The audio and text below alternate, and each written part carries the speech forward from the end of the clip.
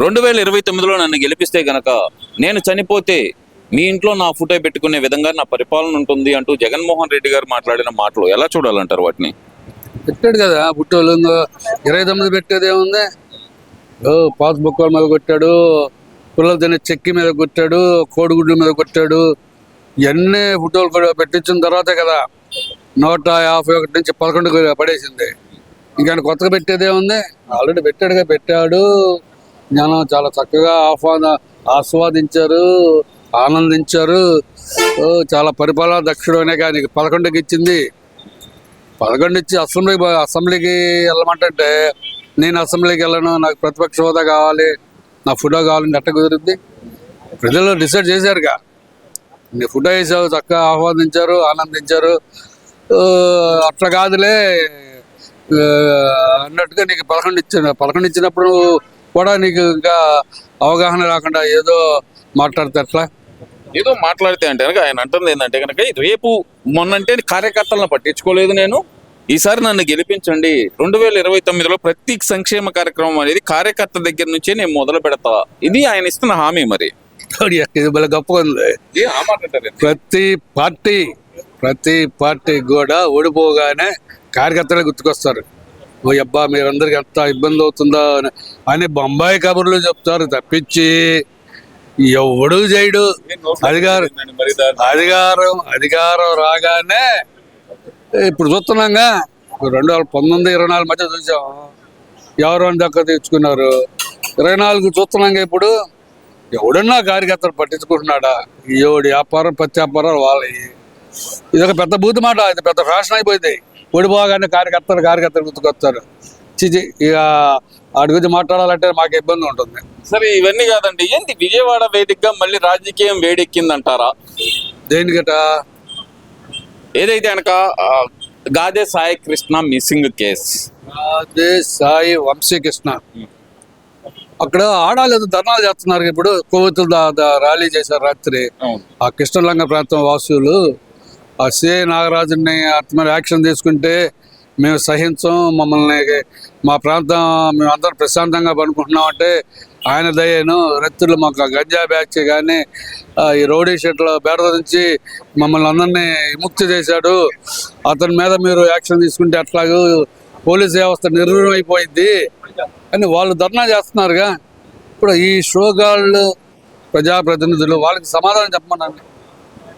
వాళ్ళకి సమాధానం ఏం చెబుతారు? వాళ్ళకి సమాధానం చెప్పి ఈ అబ్బాయి గాదే వంశీకృష్ణ మీద యాక్షన్ తీసుకోవాలి. సరే పోలీసులకి అదిగా సూపర్ పవర్ ఉండదు, కోర్టు ద్వారా చూసుకోవాలి, బాగానే ఉంది. కాదు నాకు ఒక చిన్న డౌట్ ఉందండి. ఇప్పుడు బొమ్మ అయినట్టుంది ఆ నత్వ అని, మరి అమ్మాయిని కూడా ఎత్తుకొచ్చారుగా. ఐపీఎస్ వాళ్ళు, హై క్యాడర్ వాళ్ళు, డీజీపీ స్థాయి వాళ్ళు.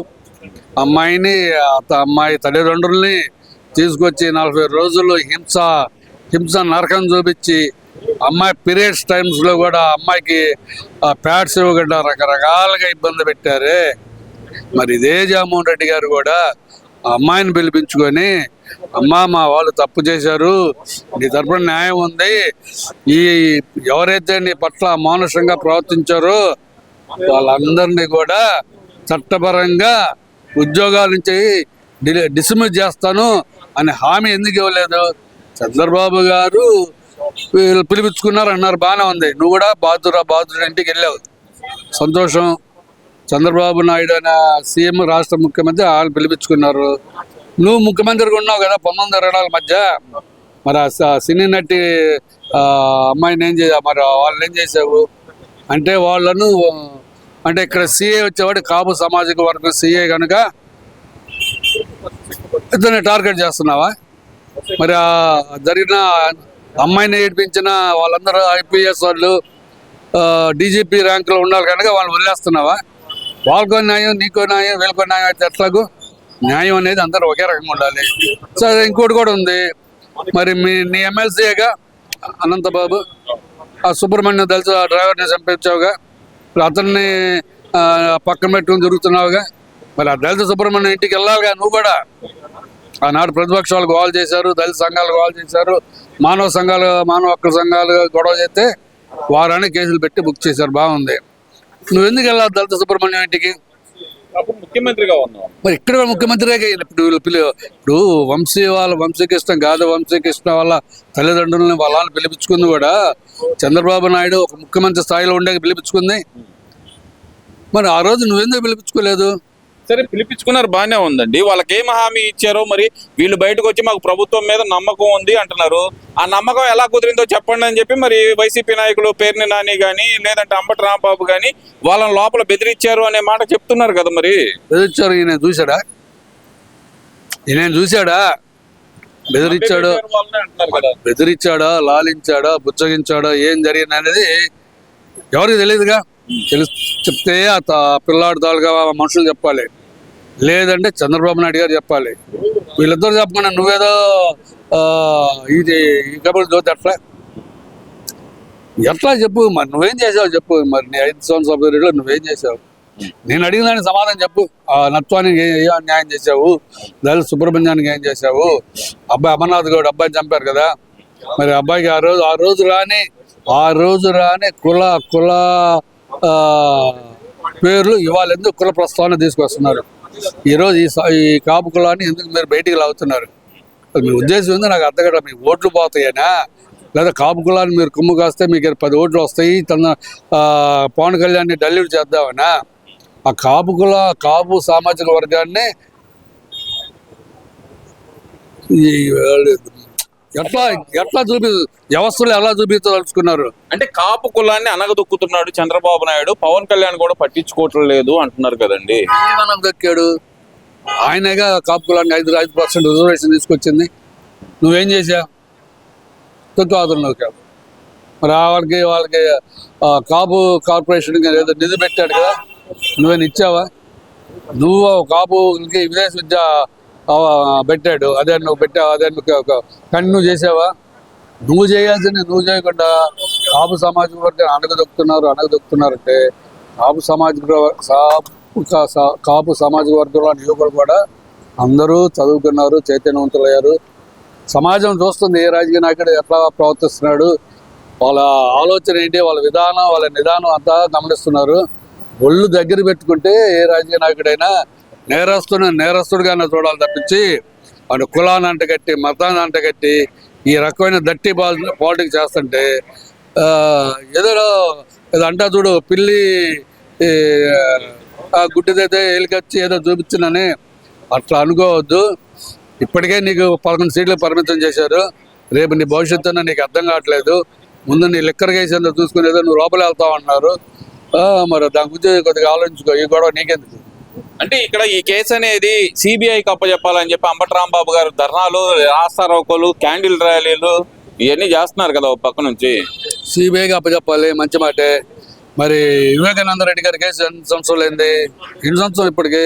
2018 ఐ థింక్ 2018 అనుకుంటా. 18 పోయింది, ఇప్పుడు మళ్ళీ 18కి వస్తుంది. దాదాపు ఇప్పుడు 8 సంవత్సరాలు. ఏం చేసింది సిబిఐ? ఏం చేయాల్సింది? ఇది కూడా అంతేగా. అంటే నువ్వు ఉద్దేశం ఏంది? ఏదో సిబిఐకి చేత ఇచ్చి బి అనేది ఒక పంజరంలో చిలక లాంటిది. దాంట్లోకి వెళ్తే అయిపోయినట్టుగా కేసు డైల్యూట్ అయిపోతుందిగా. ప్రతి అధికార పార్టీ వాళ్ళ మీద మస్కుడ్డ వేసావు, తుడుచుకోమన్నావు. వాళ్ళు తుడుచుకోవడం సరిపోయింది, ఈ కేసును డైల్యూట్ అయిపోయింది. నువ్వు సాధించింది ఏంది? నువ్వు న్యాయం ఎవరికి చేసావు? ప్రభుత్వం పట్టించుకోవట్లేదు కాబట్టి మనల్ని పట్టించుకునే నాయకుడికే మనం సపోర్ట్ చేద్దాం అంటున్నారు కదా. మరి నిన్న పవన్ కళ్యాణ్ గారు వచ్చేసరికి క్రిమినల్కి కులం ఏంటి, దానికి నాకు సంబంధం ఏంటి అని ఆయన మాట్లాడటం, అసలు కులాన్ని వదిలేశాడు చంద్రబాబు భజన చేస్తున్నాడు, కులాన్ని వదిలేసి అని చెప్పి మరి వైసీపీ నాయకులు మాట్లాడటం, ఇదంతా ఎలా చూడాలంటారు పవన్ కళ్యాణ్ గారి గురించి? ఇప్పుడు ఆ పేరు నానియో ఎవరు బొత్స సత్యవేళ్ళని అదే మాట చెప్పమని బహిరంగ మీటింగ్ వచ్చి క్రిమినల్స్ మేము సపోర్ట్ చేస్తాము అని చెప్పమనండి. క్రిమినల్ అయితే కొట్టే అధికారం, చంపే అధికారం ఉందని అడుగుతున్నారు. బాగానే ఉంది. అంటే క్రిమినల్ అనేవాడు అరాజకం సృష్టించవచ్చా? వాడికి అధికారం ఉందా? మానభంగాలు చేయొచ్చా? పీకలు కోయొచ్చా? ఆ నవీన్ రెడ్డి అతను జగ్గైపేటలో పేక కోసాడు. మరి దాని గురించి ఏం మాట్లాడతావు? మరి రేపు వాళ్ళు కూడా వస్తారు. మేము రెడ్లైనా ఆ కాపు కులస్తుడు మా వాడిని చంపాడని వాళ్ళు వస్తాడుగా. ఇప్పుడు ర్యాలీ చేస్తున్నారు, వాళ్ళు కూడా అంటారు మమ్మల్ని బతకనియట్లేదు, ఇక రాడు కాపు కులస్తుడు ఒక న్యాయము, మాకు న్యాయమా? అని మరి వాళ్ళకి ఏం సమాధానం చెప్తావు? ర్యాలీలు చేస్తున్న వాళ్ళకి, ఆ తదిమైన నవీన్ రెడ్డి వాళ్ళ తల్లిదండ్రులకి ఇదే చెప్పు, లేదయ్యా మేము వీలుగా సపోర్ట్ చేస్తాం, ఈ నేరస్తులకి ఈ క్రిమినల్స్కి మేము అండగా ఉంటాము, ఇది మా పార్టీ విధానం, మా నిదానం అని చెప్పు. అది అట్లా అని చెప్పు, ఆ లైన్ తీసుకోండి మీరు. అంటే క్రిమినల్స్ కి సపోర్ట్ చేస్తున్నారు అనే ఉద్దేశం ప్రజల్లోకి వచ్చిందంటారు. వాళ్ళు మాట్లాడే విధానం అలానే ఉంది. వాళ్ళ ప్రవర్తన, నిన్న వాళ్ళ మీటింగ్ యొక్క సారాంశం బయటకు వచ్చి కన్నబాబు కానీ, బొత్స సత్యనారాయణ కానీ, పేర్ని నాని కానీ వాళ్ళు ఇచ్చిన స్పీచ్ అదే కనబడుతుంది. అట్లానే అర్థం చేసుకోవాల్సి వస్తుంది.